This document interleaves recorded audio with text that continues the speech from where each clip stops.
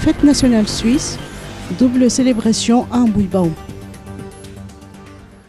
La fête nationale de la Confédération suisse est celle du 61e anniversaire des relations bilatérales entre Madagascar et la Suisse ont été célébrées aujourd'hui à la résidence de Suisse à Mbouibao. L'ambassadeur helvète à Madagascar, son Excellence M. Jasper Sarot, a brossé à cette occasion un état des lieux de la coopération entre les deux pays. Les relations entre Madagascar et la Suisse sont très fortes. Elles sont très fortes d'une manière aussi qu'on arrive facilement à surmonter la période d'une pandémie aussi.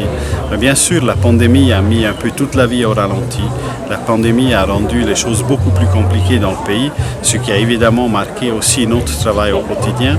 Donc on n'a peut-être pas pu faire autant qu'on aurait bien voulu, mais nos relations bilatérales, elles étaient toujours bien, on a toujours gardé le contact, on a pu faire beaucoup, notamment dans le domaine de l'aide humanitaire, où on a même pu augmenter le soutien de la Suisse à Madagascar. Donc je pense qu'aujourd'hui on a d'excellentes relations et il va certainement se poursuivre aussi encore dans l'avenir. Les volumes des échanges sont autour de 80 millions de dollars à peu près par année. La Suisse, elle est plutôt perdante dans la relation avec Madagascar parce que la Suisse exporte beaucoup moins que l'importe de Madagascar. Donc Madagascar est gagnant vis-à-vis de la Suisse, notamment grâce aux produits d'excellence que la grande île produit, soit dans le domaine de la vanille, les girofles, le poivre, donc tout ce qui est les épices, mais aussi par exemple le textile, etc. Donc Madagascar fait de bonnes affaires avec la Suisse, mais j'espère aussi que la Suisse et les investisseurs suisses dans l'avenir auraient encore plus l'occasion aussi de faire un bon commerce avec Madagascar. En fin de son mandat à Madagascar, son Excellence M. Jasper Sarot a adressé un message éloquent aux dirigeants du pays, aux partis de l'opposition et à tout le peuple malgache.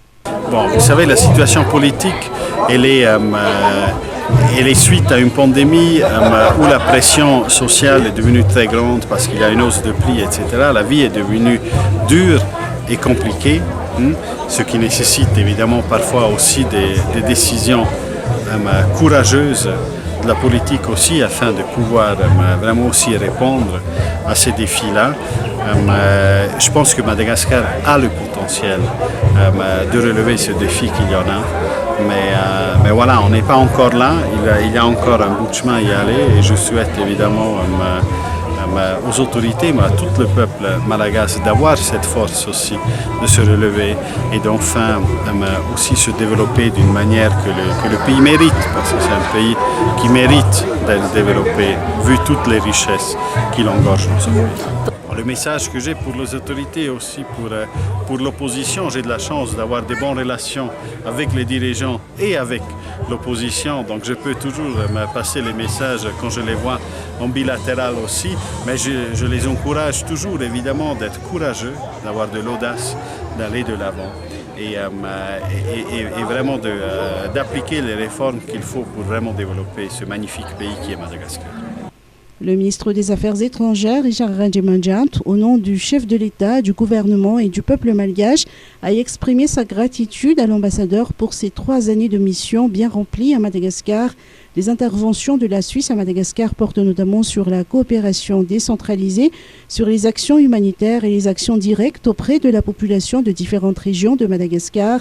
Plus d'une 60aine d'organismes suisses interviennent actuellement au pays. De nombreuses personnalités ont été présentes à cette célébration du 738e anniversaire du pacte fédéral de la Confédération suisse.